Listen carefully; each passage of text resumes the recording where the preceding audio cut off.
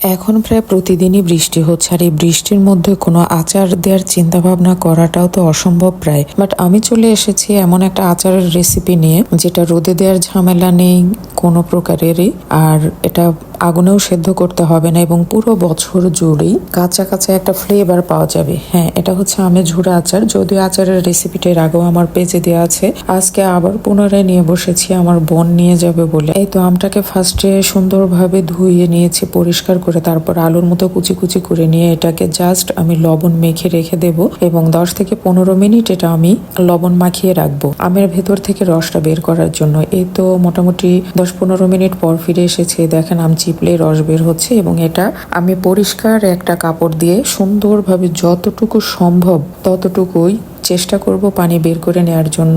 এত ফিরে এসেছি আম চিপে সুন্দরভাবে এটাকে মশলা মাখিয়ে নেব। এখন কি কি মশলা দেব এতে বলে রাখছি: সরিষা বাটা, পাঁচফোড়ন বাটা, তারপরে আছে এতে শুকনা মরিচ বাটা, কয়েকটা শুকনা মরিচ অ্যাড করব, রসুন বাটা কয়েকটা, আস্ত রসুন দেব, আদা বাটা। আর আদা বাটাটা ঘরে ছিল না, যে কারণে আমি গ্রেটারটা দিয়ে সুন্দরভাবে আমি এটা কুচি কুচি করে নিয়েছি, একদম মিহি হয়ে গেছে। যাই হোক, এই তো দেখতে পাচ্ছেন আম থেকে কতগুলো পানি বের হয়েছে। এখন এটাকে আমি একদম ঝুরা ঝুরা করে সুন্দরভাবে ছাড়িয়ে নিচ্ছি একটা থেকে আর একটা আম। আমি এক এক করে সবগুলো মশলা এতে দিয়ে দেব।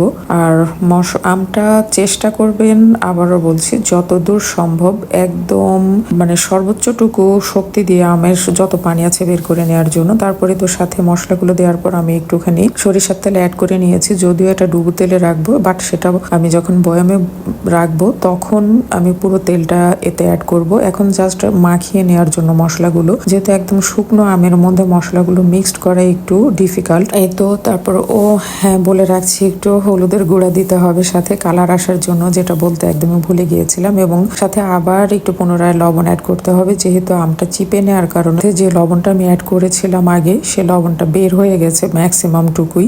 এই তো সুন্দরভাবে আমি নেড়ে চেড়ে একদম পুরো আমের সাথে মশলাগুলো মাখিয়ে নিয়েছি। আর আব্বুকে দিয়ে বাজার থেকে 2টা বয়াম এনেছিলাম, এই তো তার মধ্যে আমি সুন্দরভাবে একটা বয়ামে এটা পুড়ে নিলাম, এবং কিছু আমের আচার বাকি ছিল যেটা আমি তো ছোট একটা বয়ামে রেখেছি, বড় বয়ামটা বোনকে দিয়ে দেব।